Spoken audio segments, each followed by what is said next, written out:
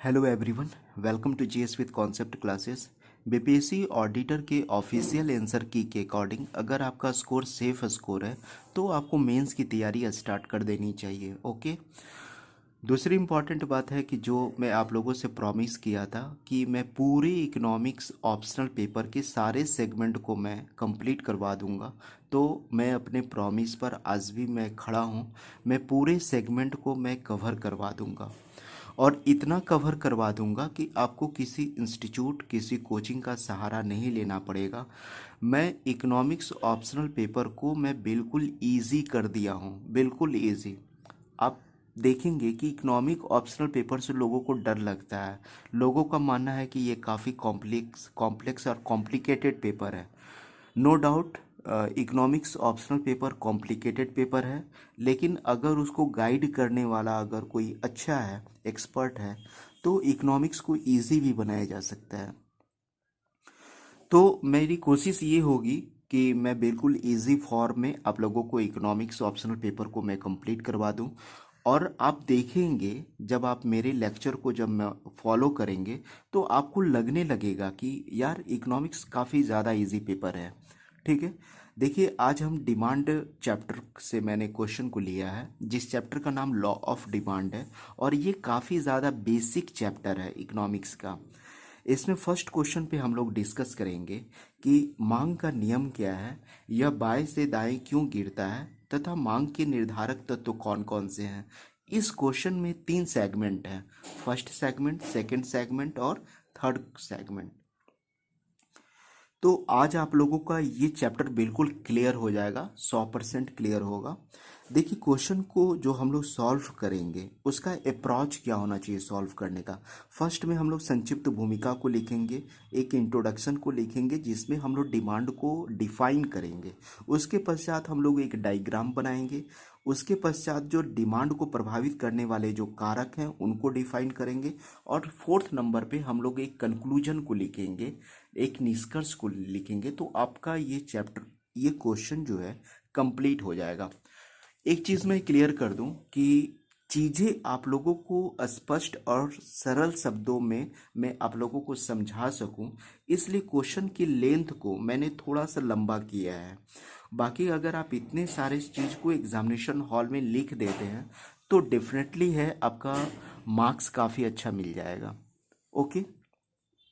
तो मेरी कोशिश भी यही है कि मेरे लेक्चर को सुनने के पश्चात आप लोगों को किसी भी इंस्टीट्यूट और कोचिंग का सहारा ना लेना पड़े। मैं बिल्कुल इजी फॉर्म में मैं आप लोगों को इकोनॉमिक्स समझाने का मैं कोशिश करूंगा। तो देखिए, इंट्रोडक्शन हम लोग कैसे लिखेंगे, भूमिका को कैसे लिखेंगे। आप एग्जामिनेशन हॉल में भूमिका को लिख सकते हैं इस तरीके से, और अंडरलाइन करके आप लोग आंसर को स्टार्ट कर सकते हैं। लेकिन एक चीज़ मैं क्लियर कर दूं कि जब भी आप हिंदी मीडियम में एग्जामिनेशन को लिखेंगे, आंसर को लिखेंगे, तो आप लोग अनावश्यक रूप से इंग्लिश वर्ड का यूज नहीं करेंगे।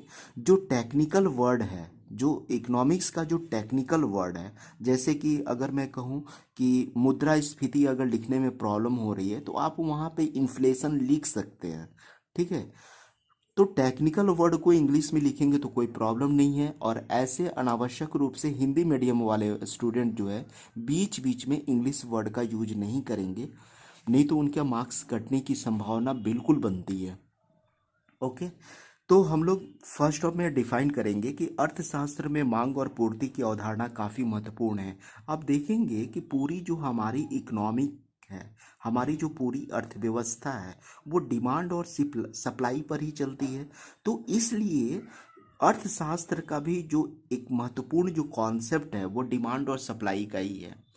इसके अंतर्गत हम लोग किस चीज़ की स्टडी करते हैं कि किसी वस्तु का कितना डिमांड है मार्केट में और उस वस्तु का हम कितना सप्लाई करें, ताकि उसका प्राइस जो है एक स्टैंडर्ड एक स्टैंडर्ड फॉर्म में मेंटेन कर सके अपने आप को। ठीक है। क्योंकि आप देखेंगे कि अर्थव्यवस्था में किसी भी वस्तु का जो प्राइस है बहुत ऊपर भी जाना उचित नहीं है और बहुत नीचे भी जाना उचित नहीं है। साथ ही साथ किसी भी वस्तु का प्राइस में धीरे धीरे धीरे धीरे इकोनॉमी में बढ़ोतरी भी होना चाहिए, ताकि उत्पादक वर्ग में एक उत्साह की भावना रहे कि मेरी वस्तुएं पहले की अपेक्षा ज़्यादा कीमत में बिक रही है।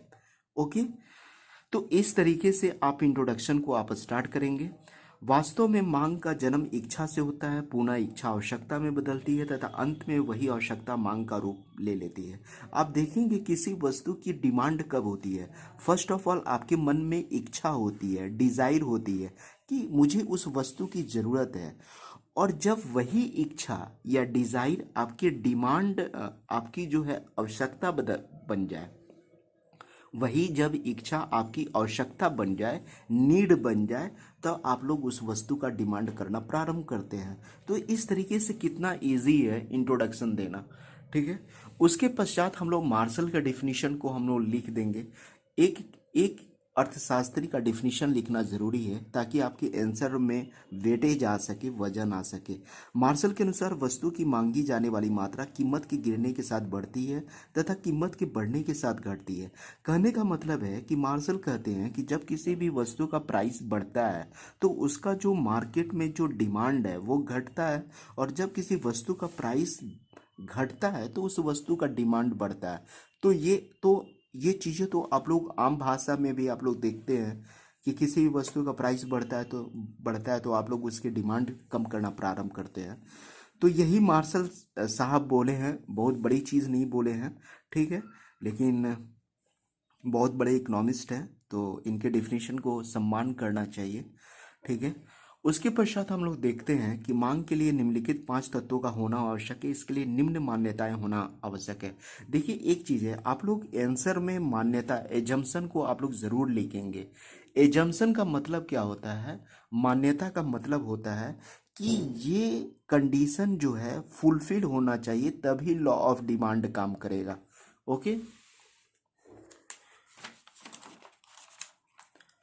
उसके पश्चात हम लोग देख लेते हैं कि मान्यता क्या क्या होनी चाहिए। तो फर्स्ट मान्यता आप लिखेंगे कि किसी भी वस्तु की इच्छा, डिजायर ऑफ कॉमोडिटी में परिवर्तन नहीं होना चाहिए। जो उपभोक्ता वर्ग है उसके मन में किसी भी प्रकार का इच्छा में परिवर्तन नहीं होना चाहिए कि अभी डिमांड कर रहे हैं और कुछ देर के बाद मन किया नहीं यार वो चीज़ ठीक नहीं है, मुझे परचेज नहीं करना चाहिए, तो लॉ ऑफ डिमांड वहाँ काम नहीं करेगा।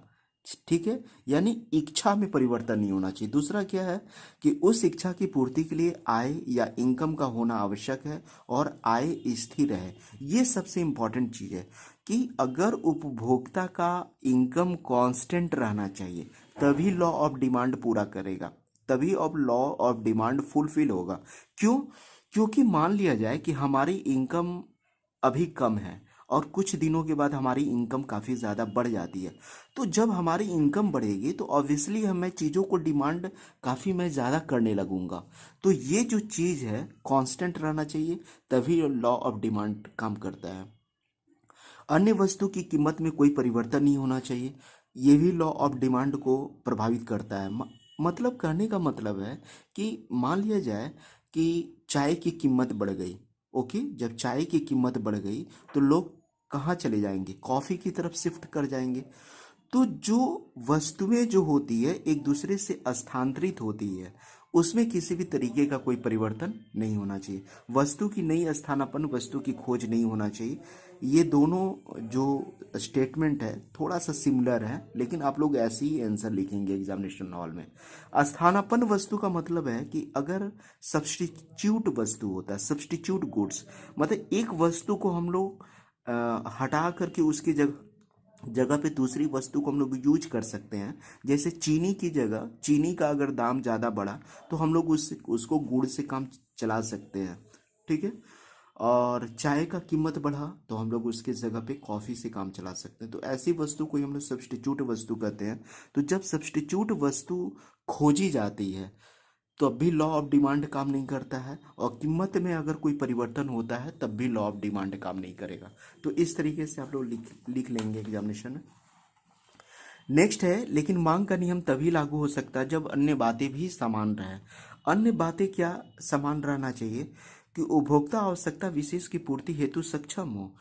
उपभोक्ता जो है उस वस्तु को परचेज करने में कैपेबल हो, आवश्यकता विशेष की पूर्ति हेतु सक्षम हो, इकाई में निरंतरता हो। इसका मतलब क्या हुआ पता है? कि मान लिया जाए कि आपको जोर से भूख लगी हो और आपको एक रोटी का टुकड़ा अभी दे दिया जाए और 1 घंटे के बाद जो है दूसरी रोटी का टुकड़ा दे दिया जाए, तो आपकी जो भूख है वो बढ़ जाएगी, ना कि घटेगी। इसलिए इकाई में निरंतरता होनी चाहिए, कंटिन्यूटी होनी चाहिए, उपभोग का स्टैंडर्ड यूनिट यूज हो। और मान लिया जाए कि आपको जोरों से प्यास लगी हो, ठीक है, आपको जोरों से प्यास लगी हो और आपके जीभ पर पानी की एक बूंद अगर डाला जाए तो क्या आपकी प्यास बुझ जाएगी? नहीं ना। इसलिए कहा जाता है कि उपभोग का स्टैंडर्ड यूनिट यूज हो। मतलब मुझे प्यास लगा है तो मुझे 1 गिलास पानी चाहिए, तभी लॉ ऑफ डिमांड काम करेगा। 1 गिलास पानी चाहिए, ना कि 1 बूंद पानी। और उपभोक्ता की मानसिक स्थिति भी समान होनी चाहिए। कहने का मतलब है कि उपभोक्ता की मानसिक, मान लीजिए कि अगर कोई उपभोक्ता है, खाना खाते खाते अगर उसे शराब मिल जाता है तो शराब मिलने के बाद जो है वो खाना और ज़्यादा खाना शुरू कर देता है, तो उसकी मानसिक स्थिति समान होनी चाहिए, ठीक है, तब लॉ ऑफ डिमांड काम करता है। यानी ये 4 पॉइंट हो, इस 4 पॉइंट को आप लोग कवर कर लीजिएगा। अब देखिए सेगमेंट है कि मांग वक्र बाएं से दाएं नीचे क्यों क्यों गिरता है। आप देखेंगे कि लॉ ऑफ डिमांड जो कर्व है वो हमेशा बाएं से दाएं नीचे की ओर गिरता है। क्यों गिरता है, इसको हम लोग इस चीज़ को हम लोग बिल्कुल ग्राफ के माध्यम से रिप्रेजेंट करेंगे, ठीक है। देखिए ये ग्राफ है, इसमें इस ग्राफ के माध्यम से आपको चीज़ें क्लियर हो जाएगी। देखिए आपको एग्जामिनेशन हॉल में इसी तरीके से कर्व ग्राफ बनाना है। ये कर्व ग्राफ काम करता है, जैसे कि मान लिया जाए कि इधर वस्तु की मांग है एक्स एक्सिस पर और वस्तु की कीमत है वाई एक्सिस पर, ठीक है, ये वाई एक्सिस हो गया।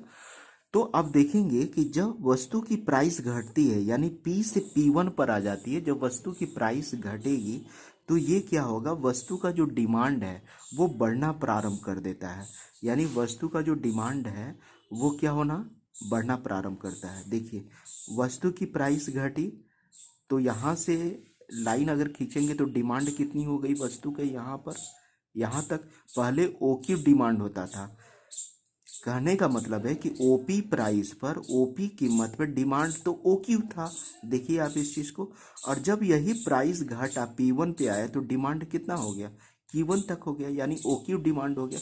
यानी प्राइस घटता है तो डिमांड हमारा वस्तु का बढ़ जाता है, ठीक है। आप लोग इस चीज़ को देख लीजिएगा, यही चीज़ को मैंने एक्सप्लेन कर दिया है कि ओपी कीमत पर ओ क्यू डिमांड, ठीक है, और OP1 कीमत पर ओ क्यू डिमांड है। अब जो है कि मांग वक्र हमेशा बाएं से दाएं नीचे गिरने का कारण क्या, देख रहे हैं ना, मांग का जो वक्र है वो बाएं से दाएं, ठीक है, वो क्या हो रहा है, बाएं से दाएं, ये हमारा बायां हो गया, बाएं से दाएं नीचे की तरफ गिर रहा है। तो ये बाएं से दाएं नीचे की तरफ गिरने का रीजन क्या है, सीमांत उपयोगिता ह्रास नियम है। इस चीज सीमांत उपयोगिता ह्रास नियम को मैं एक अलग चैप्टर में पढ़ाऊंगा कि सीमांत उपयोगिता ह्रास नियम क्या होता है, और ये इंपॉर्टेंट चैप्टर है। लेकिन अभी मैं बेसिक चीज़ बता देता हूँ ताकि आपको ये क्वेश्चन समझ में आए।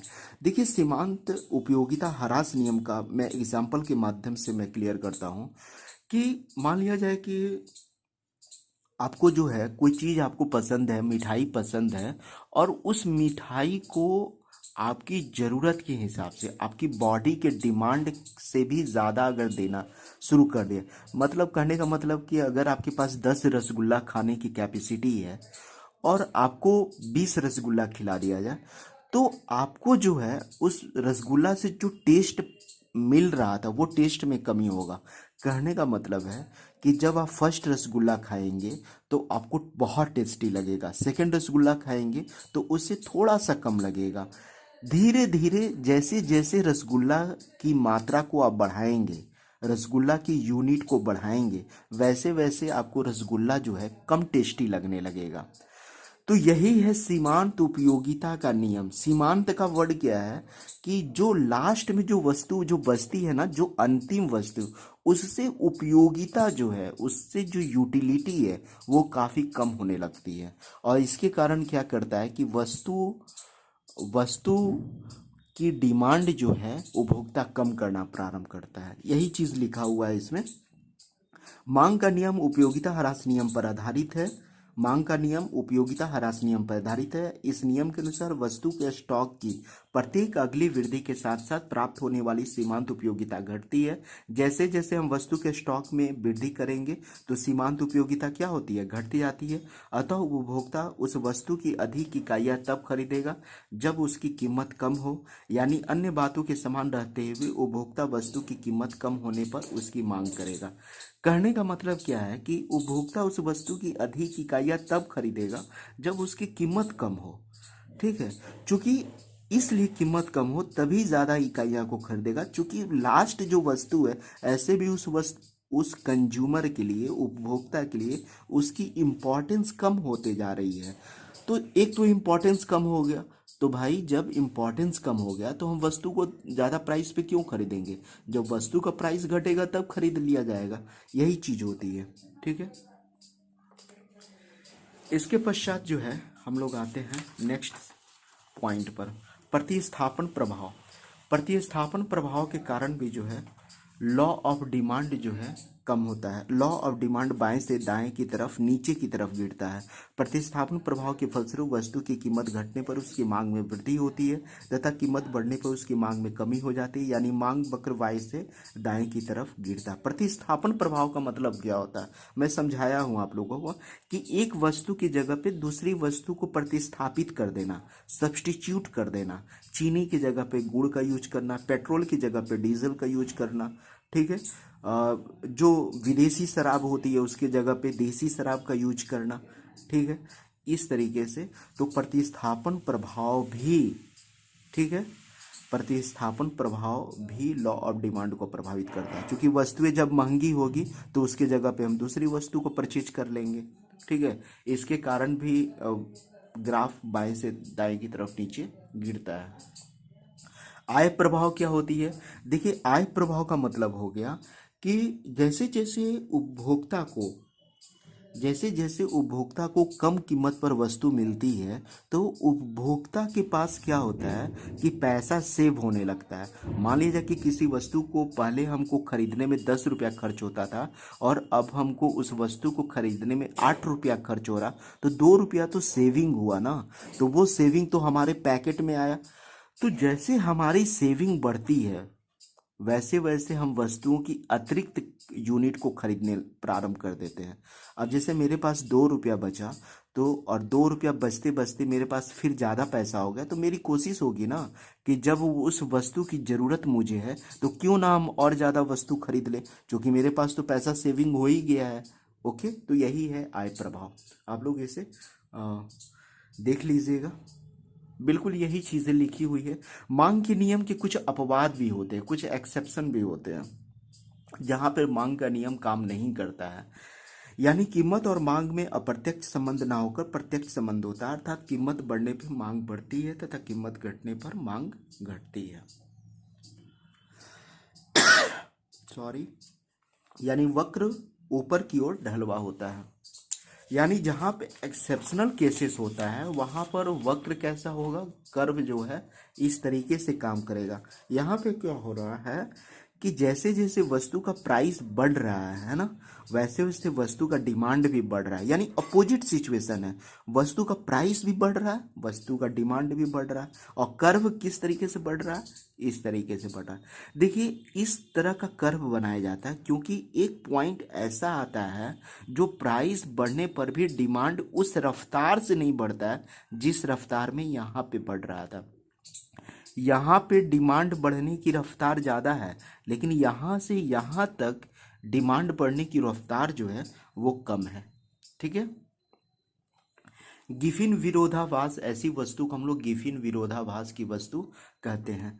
रॉबर्ट गिफिन के अनुसार कुछ निम्न कोटि की वस्तुओं की कीमत घटने पर उसकी मांग समानता नहीं बढ़ती है अपितु कम होती है। इस स्थिति में मांग का नियम लागू नहीं होता है, इसे गिफिन का विरोधाभास कहते हैं। रॉबर्ट गिफिन का कहना है कि कुछ वस्तुएं ऐसी भी होती है मार्केट में, निम्न कोटि की वस्तुएं, कि कीमत घटने पर उसकी मांग समानता नहीं बढ़ती है। क्योंकि निम्न कोटि की वस्तुएं अगर उसका प्राइस भी अगर घट जाता है तो उसकी जो डिमांड है वो बहुत ज़्यादा नहीं बढ़ती है। कीमत घटने पर उसकी मांग सामान्यता नहीं बढ़ती है। क्यों? क्योंकि वह लो क्वालिटी की वस्तु है। लो क्वालिटी का वस्तु का प्राइस कम कर दिया जाए तो उसका डिमांड थोड़ी ना है कि बहुत ज़्यादा बढ़ जाएगा, ये चीज़ है। तो इस केसेस में गिफिन विरोधाभास की जो वस्तु के केसेस में लॉ ऑफ डिमांड जो है इस तरीके से बढ़ना प्रारंभ होता है। ओके। उसके बाद अगर युद्ध की स्थिति आ जाए तो युद्ध की स्थिति में युद्ध अथवा आपात स्थिति के अनुमान के अनुसार वस्तु की पूर्ति में कमी होने की आशंका होती है। अतः कीमत बढ़ने पर भी व्यक्ति द्वारा वस्तु की मांग अधिक की जाती है। देखेंगे कि जब इमरजेंसी सिचुएशन होगा या युद्ध हो गया किसी कंट्री के बीच या आंतरिक अशांति पैदा हो गई देश के अंदर में, तो लोगों को लगता है कि वस्तु की सप्लाई काफ़ी कम होगी। तो क्या होता है, क्या होता है, लोग जो है औने पौने दाम पर वस्तुओं को खरीद करके अपने घर में स्टॉक करना प्रारंभ कर देते हैं। ठीक है। मंदी की भी स्थिति में यही सिचुएशन होता है। आप पॉइंट को लिखेंगे कि मंदी काल में कीमतों में कमी होने पर भी व्यक्ति वस्तु की मांग कम करते हैं क्योंकि उपभोक्ता की क्रय शक्ति कम हो जाती है। तो कभी कभी क्या होता है कि मार्केट रिसेशन की दौर से गुजरता है, मंदी की दौर से गुजरता है। मंदी का मतलब क्या है कि लोगों के पास कैपेसिटी ही नहीं है मार्केट से सामान खरीदने का।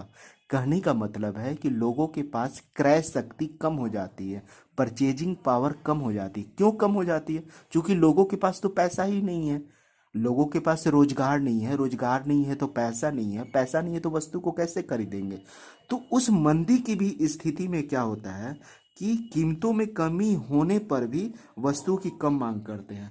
ग्राफ को फिर से आप लोग देख लीजिए कि यहाँ पे क्या है, जैसे प्राइस प्राइस वस्तु का कम हुआ, ठीक है, वस्तु का प्राइस कम हुआ मंदी की सिचुएशन में, तो लोगों का डिमांड भी क्या हो जाता है, कम हो जाता है। इधर से प्राइस कम हुआ तो इधर से डिमांड कम हुआ, तो ग्राफ इस तरीके से बढ़ गया। यानी हम लोगों ने देखा कि लॉ ऑफ डिमांड जो है कुछ केसों में काम नहीं करता, जैसे गिफिन विरोधाभास है ना, युद्ध काल का सिचुएशन, मंदी काल का सिचुएशन इत्यादि। सट्टा का अगर सिचुएशन आ जाए उसमें भी जो है वो काम नहीं करता है। देखिए, मार्शल के अनुसार सट्टा मांग के महत्वपूर्ण अपवादों में से एक है। तो इसमें 4 पॉइंट है, आप लोग इसे 4 पॉइंट को नोट कर लीजिएगा। मांग के निर्धारक तत्व तो क्या है? Law of determination of demand. वस्तु की कीमत बढ़ती है तो डिमांड घटती है, कीमत घटती है तो डिमांड बढ़ती है। आय में परिवर्तन। देखिए, मांग को प्रभावित करने वाला कारक कौन है? तो यही चीज है ना जो पहले हम लोग देखे थे, वस्तु की कीमत भी मांग को प्रभावित करती है। वस्तु की कीमत कम रहेगी तो डिमांड ज्यादा होगा मार्केट में। आय में परिवर्तन। अगर किसी उपभोक्ता का आय में बढ़ोतरी होता है तो मांग क्या होगा, बढ़ेगा। अगर आय में कमी आएगी, यहाँ पर देखिए, अगर आय में कमी होगी तो मांग में भी क्या होगी, कमी होगी। उपभोक्ता की पसंद उनकी रुचि, फैशन, आदत और रीति रिवाजों इत्यादि पर भी निर्भर करती है। अगर मान लीजिए कि उपभोक्ता का पास फैशन क्या है, आदत क्या है, रीति रिवाज क्या है, तो इस पर भी मांग डिपेंड करता है। नया नया अगर कोई फैशन आ गया मार्केट में, फैशन का कपड़ा आ गया तो लोग उसको ज़्यादा परचेज करते हैं कि अभी फैशनेबल कपड़ा है, फैशनेबल फर्नीचर है, फैशनेबल घर है, तो इस टाइप का घर का डिजाइनिंग होना चाहिए। तो इस तरीके से तो वहाँ पर भी लॉ ऑफ डिमांड जो है प्रभावित करता है। और जो हमारा आदत है, हमारी जो रीति रिवाज है, यानी जो हमारा कल्चर है, हमारी जो संस्कृति है, उससे भी ज़्यादा प्रभावित होती है। स्थानापन्न वस्तु को मैंने समझा दिया है, और पूरक वस्तु भी मांग को प्रभावित करता है। प्राइस ऑफ टी बढ़ेगा तो कॉफ़ी का डिमांड क्या होगा, बढ़ जाएगा। अगर चाय की डिमांड जो है बढ़ जाती है तो कॉफ़ी का डिमांड क्या हो जाता है, बढ़ जाता है, क्योंकि लोग चाय को पीना पसंद फिर नहीं करेंगे। ठीक है, इस तरीके से आप लोग देखें। लेकिन मांग का नियम जो है पूरक वस्तु के संबंध में लागू नहीं होता है, कभी कभी लागू हो भी जाता है, कभी कभी नहीं होता है। देखिए, कॉम्प्लीमेंट वस्तु किसे कहा जाता है, पूरक वस्तु। पूरक का मतलब हो गया कॉम्प्लीमेंट वस्तु। कॉम्प्लीमेंट वस्तु का मतलब होता है कि ऐसी वस्तु जिसके बिना दूसरी वस्तु का कोई इंपॉर्टेंस नहीं रहे। यानी मान लिया जाए कि कोई कलम है और कलम में स्याही ना हो तो कलम की कोई इंपॉर्टेंस नहीं होगी।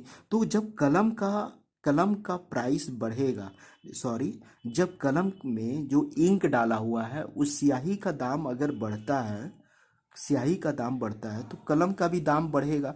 वहाँ पर भी जो है लॉ ऑफ डिमांड जो है काम करेगा। यदि कलम की कीमत स्थिर है लेकिन स्याही की कीमत बढ़ जाए तब भी स्याही की मांग कम नहीं होगी। यानी कहने का मतलब कि पूरक वस्तु के केस में 100% ये काम नहीं करता, कभी करता है कभी नहीं करता।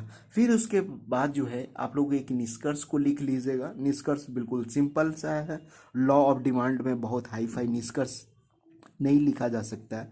मांग का नियम अर्थशास्त्र विषय का अध्ययन का केंद्र बिंदु है। मांग का नियम क्या है? अर्थशास्त्र में अध्ययन का केंद्र बिंदु है जिसके माध्यम से उपभोक्ता वर्ग अपने उत्पाद का मूल्य या कीमत निर्धारित करता है और वस्तु का उत्पादन करता है। यह अर्थव्यवस्था की दिशा को निर्धारित करता है। लॉ ऑफ डिमांड जो है वस्तु की अर्थव्यवस्था की दिशा को निर्धारित करता है। इस लाइन को आप लोग समझ लीजिए कि जैसे कि कोरोना के पीरियड में लोगों के पास जो है क्रय शक्ति कम हो गई थी क्योंकि लोगों के पास रोजगार नहीं था। तो सरकार जो है लोगों के पैकेट में पैसा कैसे पहुंचाया जाए उसके लिए बहुत सारी सरकार जो है स्कीम्स लाने के लिए बात कर रही थी। उसी में एक स्कीम था UBIS scheme, universal basic income scheme की सरकार बात कर रही थी। उसके तहत सरकार क्या करती कि सब लोगों को, जो भी क्रीमी लेयर के लोग हैं उनको छोड़ करके जितने भी सोसाइटी में नॉन क्रीमी लेयर लोग हैं है ना, उन सारे लोगों तक कुछ पैसा जो है सरकार के द्वारा पहुंचाया जाए, उचित धनराशि, ताकि लोगों के पास वस्तु को खरीदने के लिए पैसा अवेलेबल हो। तो जब मार्केट से वस्तु लोग खरीदेंगे तो जो प्रोड्यूसर वर्ग है, जो उत्पादक वर्ग है, वो वस्तु का उत्पादन अच्छी तरीके से करेंगे चूंकि चूंकि उनको लगेगा कि वस्तु को बेचने से फायदा है। ठीक है, तो ये क्या करता है? अर्थव्यवस्था की दिशा को भी निर्धारित करता है। आप इस तरीके से आप इंट्रोडक्शन को आप लिख सकते हैं। Thank you very much for watching this video. फिर हम लोग इकोनॉमिक्स का एक नेक्स्ट क्लास को लेकर के आएंगे। Thank you very much.